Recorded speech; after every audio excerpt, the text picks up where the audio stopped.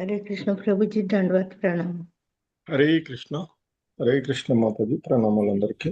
హరే కృష్ణ ప్రభుజీ ప్రణామాలు. హరే కృష్ణ ప్రభుజీ ప్రణామాలు. ప్రణామాలు ప్రభుజీ. హరే కృష్ణ ప్రభుజీ ప్రణామాలు. ప్రభుజీ ప్రణామాలు. హరే కృష్ణ అందరికీ. సో ఈరోజు షార్ట్ భాగవతం ఇస్కాన్ శ్రీ శ్రీ రాధా గోవింద ఆలయం తరపున స్వాగతం సుస్వాగతం అందరికీ. హరే కృష్ణ. ఓం నమో భగవతే వాసుదేవాయ. ఓం నమో భగవతే వాసుదేవాయ. ఓం నమో భగవతే వాసుదేవాయ. ఓం నమో భగవతే వాసుదేవాయ. ఓం నమో భగవతే వాసుదేవాయ. ఓం నమో భగవతే వాసుదేవాయ. నారాయణం నమస్కృత్య నరం చైవ నరోత్తమం నారాయణం నమస్కృత్య దేవీం సరస్వతిం వ్యాసం తతో జయముదీరయేత్. సరస్వతిం వ్యాసం నష్టప్రాయేష్వభద్రేషు నిత్యం భాగవత సేవయా.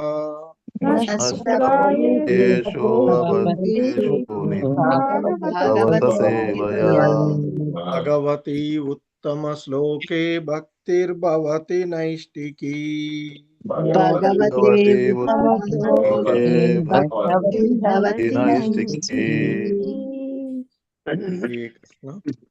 ఓం అజ్ఞానతిమిరాంధస్య జ్ఞానాంజనశలాకయా చక్షుర్మిలితం యేన తస్మై శ్రీగురవే నమః. శ్రీచైతన్యమనోభీష్టం స్థాపితం యేన భూతలే స్వయం రూపః కదా మహ్యం దదాతి స్వపదాంతికం. నమో ఓం విష్ణుపాదాయ కృష్ణప్రేష్టాయ భూతలే శ్రీమతే భక్తివేదాంత స్వామినితి నామినే. నమస్తే సారస్వతీ దేవి గౌరవాణి ప్రచారిణే నిర్విశేష శూన్యవాది పాశ్చాత్యదేశ తారిణి. జయ శ్రీ కృష్ణ చైతన్య ప్రభు నిత్యానంద శ్రీ అద్వైత గదాధర శ్రీవాసాది గౌర భక్త వృంద. హరే కృష్ణ కృష్ణ కృష్ణ హరే హరే, హరే రామ రామ రామ హరే హరే. హరే కృష్ణ. సో ఈరోజు ఈ షార్ట్ భాగవతంలో మనము శ్రీమద్ భాగవతము మొదటి స్కందము 5వ అధ్యాయంలోని 19వ శ్లోకమును చూడబోతూ ఉన్నటువంటిది. హరే కృష్ణ. సో ఈ శ్లోకము ఈ విధంగా ఉన్నటువంటిది. నవై జనో జాతు కథం చ నావ్రజేన్ ముకుంద సేవ్యన్యవదంగ సంస్ృతిం స్మరన్ ముకుందగ్ర్యపగుహనం పునః విహాతుమిచ్ఛేన్న రసగ్రహో జనః.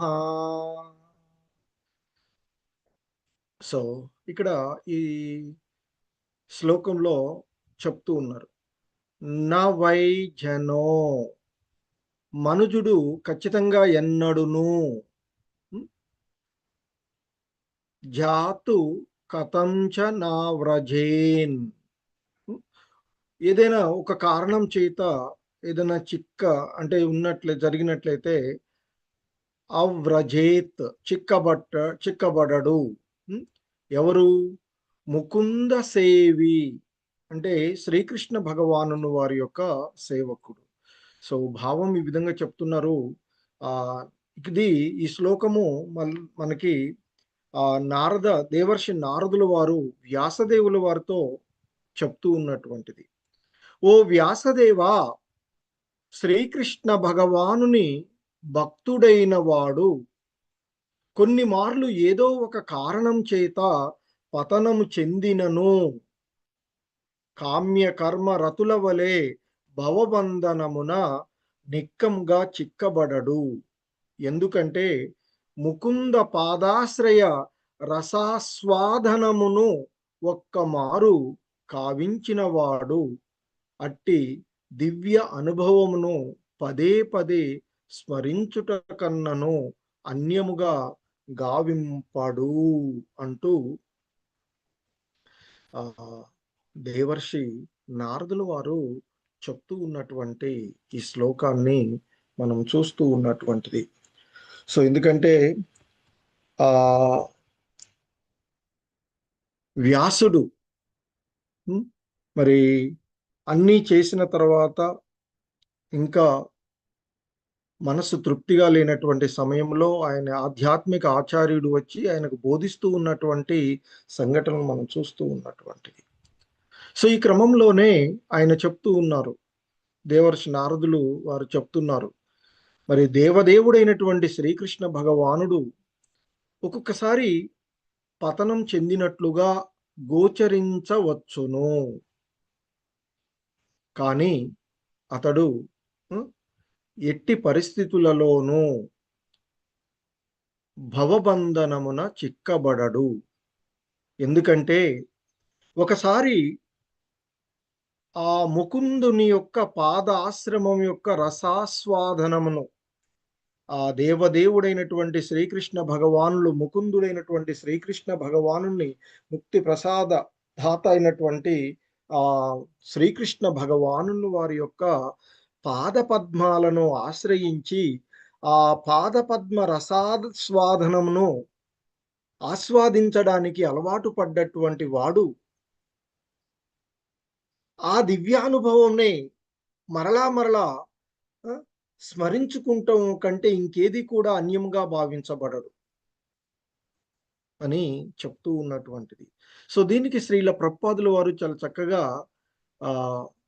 ఒక అంటే సంరక్షణలో లేనటువంటి బాలుడు, మంచి రక్షణలో ఉన్నటువంటి బాలుడు సంఘటనలను ఆయన ఇందులో ఉదాహరిస్తూ మనకి వివరించినటువంటి సంఘటన చూడవచ్చు. ఇక్కడ ఆయన చెప్తున్నారు, కృష్ణ భక్తుడు రసగ్రాహుడు అంటే శ్రీకృష్ణ పాదారవింద మధురిమను ఆస్వాదించువాడు. ఎందుకంటే భగవద్గీతలో కూడా మనకి చెప్తారు శ్రీకృష్ణ భగవానుల వారే, ఈ ఇంద్రియ భోగ వాంఛల నుండి బయటపడాలి అంటే దానికంటే ఈ భౌతిక ఇంద్రియాల భోగాల కంటే కూడా గొప్ప ఆస్వాదనాన్ని పొందినప్పుడే దానిని వదిలివేయగలడు అంటూ అక్కడ చెప్పినటువంటి అంశాన్ని మనం చూస్తాం కదా. అలా మరి దానిని ఆస్వాదించేటువంటి ఆయన యొక్క భక్తులు చెప్తూ ఉంటారు. కృష్ణ మరి మనకి ఇంకా భగవద్గీతలోనే చెప్తారు ఏమని, నా భక్తులు నా నామస్మరణ అంటే నా యొక్క లీలలను, నా గుణగణాలను, ఇవన్నీ దివ్య చరిత్రను స్మరించడంలోనే నిరంతరము ఆనందాన్ని పొందుతూ ఒకళ్ళకొకళ్ళకు చెప్పుకుంటూ ఎంతో దివ్య ఆనందాన్ని పొందుతూ ఉంటారు అని చెప్తారు. సో కనుక అలా కృష్ణ భక్తి భావనలో నిమగ్నమైన వాడు మరలా పతనం చెందే అవకాశమే ఉండదు. అదే భగవద్గీత 2వ అధ్యాయము గీతా సారమైనటువంటి దాంట్లో చివరి శ్లోకంలో కూడా చెప్తాడు, ఇదియే ఆధ్యాత్మికమైనటువంటి జీవనము అంటూ చెప్పి ఆయన వివరించినటువంటి అంశాలు. సో ఈ విధంగా ఒక్కసారి దివ్యానుభూతిలో ఆత్మానుభూతిని పొందినటువంటి నా భక్తుడు మరలా పతనం చెందే అవకాశమే లేదు అని చెప్తారు. ఒకవేళ బయటకు అలా కనిపించినా, అందుకే ఇక్కడ చెప్తున్నారు, పతనం చెందు స్వభావమున కలిగిన కామ్య కర్మ రతుల వలె భక్తులు కూడా అసంగత్వ కారణంగా పతనం చెందిన సంఘటనలు కొన్ని కలవు. కానీ భక్తులు ఆ విధంగా పతనం చెందినను పతితుడైన కామ్యకర్మ రతుని గాంచినట్లుగా అతనిని గాంచరాదు. అదే విషయాన్ని భగవద్గీతలో కూడా చెప్తారు. ఒక్కొక్కసారి నా భక్తుడు బయటకు మరి పతనం చెందిన వాడులాగా, పాపిష్టి వాడులాగా కనిపించవచ్చు, కానీ అతడు భక్తి అనే స్థిరమైనటువంటి పడవలో ఉన్నందువలన అతన్ని సాధువుగానే పరిగణించాలి అంటూ చెప్పబడినటువంటిది. ఎందుకంటే ఈ కామ్యకర్మ రతులైనటువంటి వాడు కర్మఫలాలను భోగించాలి అనేటువంటి భావనల్లో ఉండి పతనం చెందుతుడు. కానీ భక్తుడు భగవంతుని మరి ద్వారా సరిచేయబడతాడు అనేది ఇక్కడ చెప్తూ ఉన్నటువంటి. ఎందుకంటే మరి కామ్యకర్మ రతుడు అనేటువంటి వాడు చెప్తారు కదా భగవద్గీత, వ్యవసాయాత్మిక బుద్ధి అంటే భక్తి యోగమునందు స్థిరమైనటువంటి వాడు ఒకే లక్ష్యాన్ని కలిగి ఉంటాడు. కానీ భక్తి భావనలో లేనటువంటి వాడు బహు విధాలుగా ఆలోచిస్తూ ఉంటాడు. కాబట్టి అతని ఆలోచన ఒక రకంగా ఉండదు, ఒక పరిరక్షణలో ఉండదు.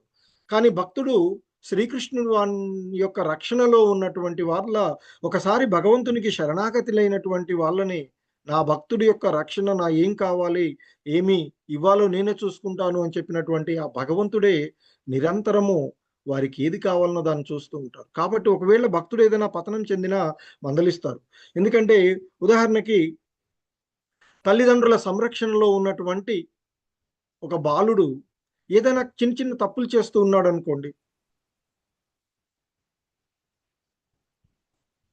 మరి అతన్ని మందలించేటువంటి వాళ్ళు తల్లిదండ్రులు ఉంటారు.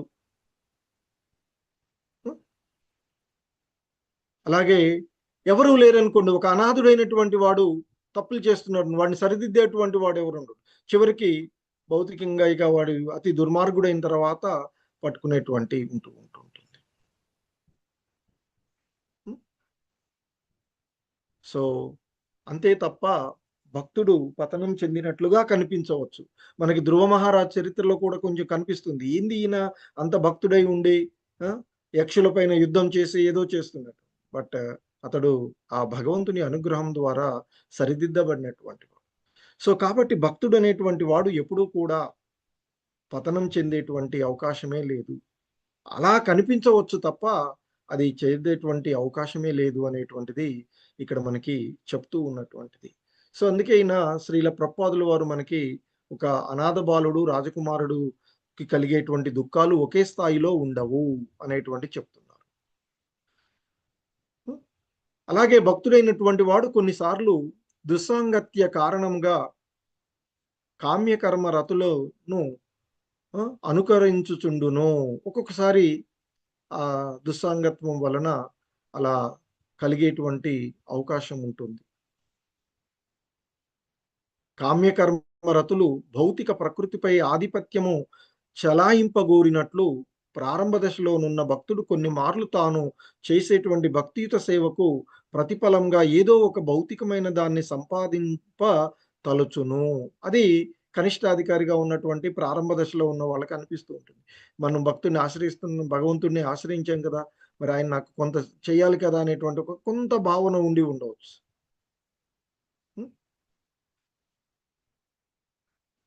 అటువంటి పరిస్థితులలో భక్తులు భగవానుని చే స్వయంగా కొన్ని కష్టములకు గురి చేయబడును. అదే ఇక్కడ చెప్తున్నారు, భగవంతుని చేత దండింపబడతాడు. అదేవిధంగా భగవానుడు తన యొక్క ప్రత్యేకమైనటువంటి కరుణామయుడైనటువంటి కరుణాసాగరుడు ఆయన కనుక అటువంటి వాళ్ళకి ఆయన యొక్క కరుణ రూపంలో ఆ భక్తుడి యొక్క భౌతిక సంపత్తులన్నింటినీ హరింపివేయును. తత్ఫలితంగా బంధువులు, స్నేహితులు అందరూ భ్రమితుడైనట్టి అతనిని శీఘ్రమే త్యజింతురు. ఆ విధంగా భగవత్కరుణ చేత ఆ భక్తుడు తిరిగి స్పృహను పొంది తన భక్తియుత సేవలో మరలా నియుక్తుడు కావించబడును అంటూ చెప్తూ ఉన్నటువంటిది. అంతే కదా, ఒక్కోసారి మన చుట్టూ సంపదలు అవి ఉన్నప్పుడు అందరూ బాగా మూకం వచ్చేస్తుంటారు. అవన్నీ తొలగిపోయాయి అనుకోండి, భగవంతుని కరుణ ద్వారా అవి తీసివేశాడు అనుకోండి, ఇంకా వీడి దగ్గరే ఉంది అనేటువంటి అందరూ కూడా మనకి అంతకుముందు మన చుట్టూ మనని ప్రధానికి మనకి దగ్గరగా వచ్చిన వాడు మనకు దూరంగా పోతూ ఉంటుంటాడు.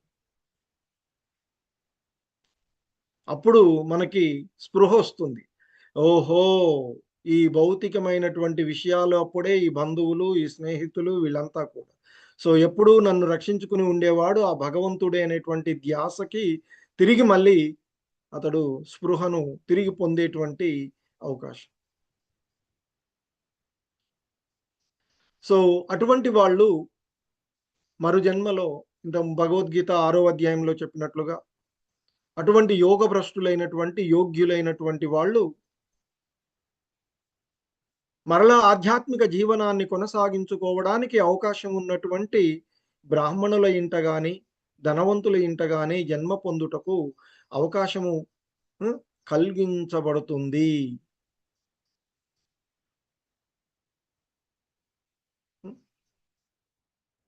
సో కానీ అటువంటి స్థితిని పొందినటువంటి భక్తుడు భగవానుని చేత దండింపబడి సహాయం ఏదియును లేనట్టి స్థితిలో నిలుపబడిన వాని ఎంతటి అదృష్టవంతుడు కాడు.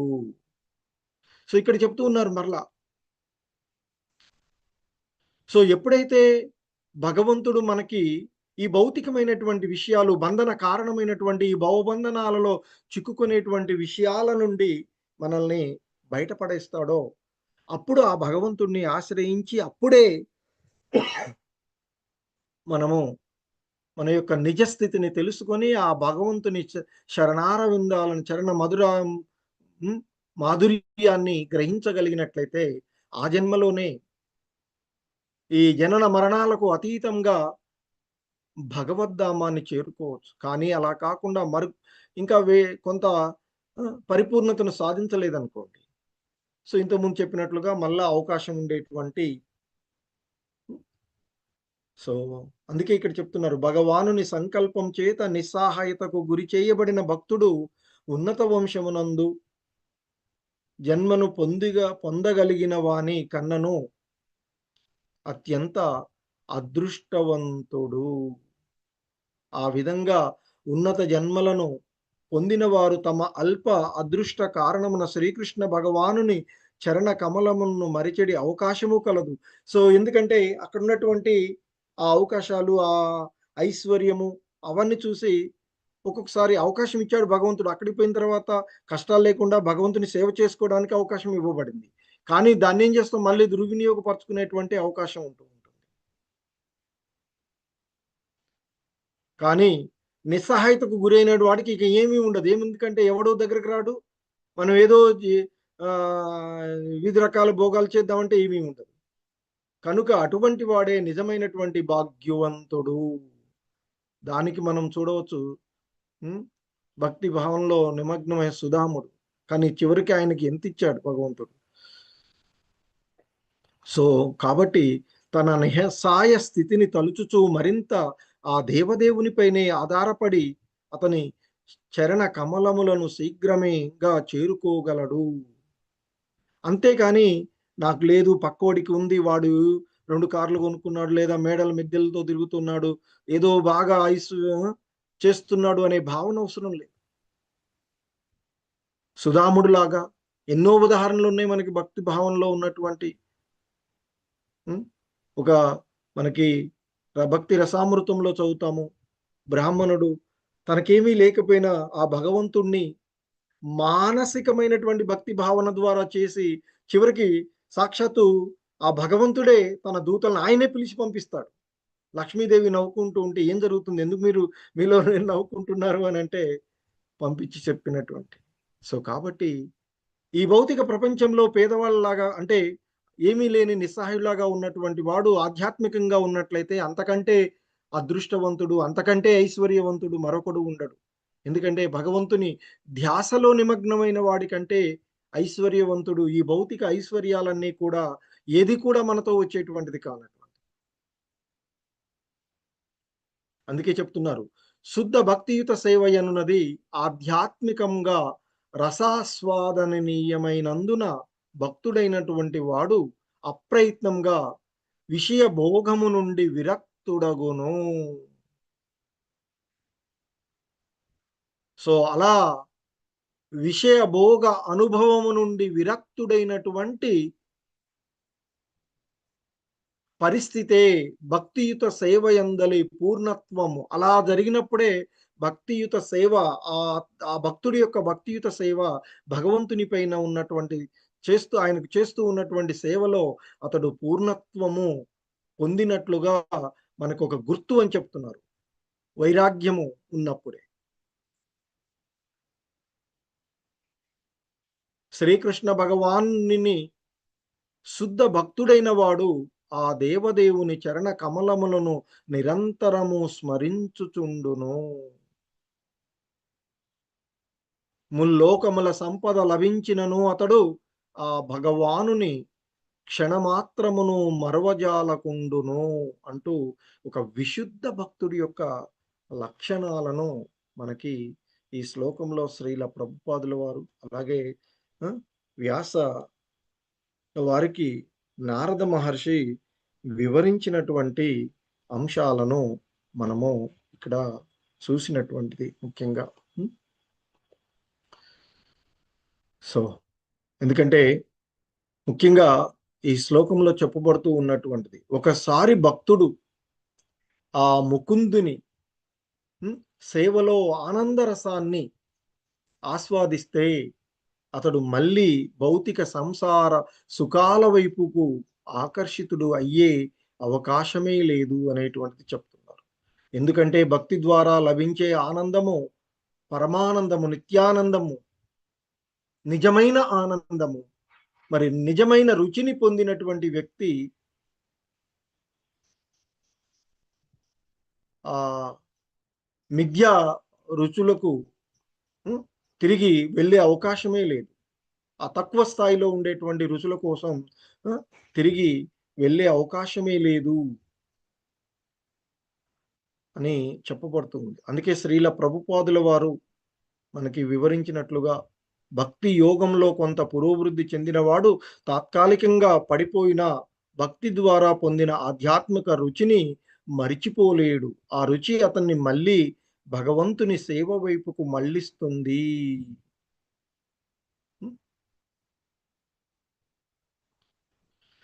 హరే కృష్ణ. జగద్గురు శ్రీల ప్రభుపాదుకి జై. సో ఇది ఈరోజు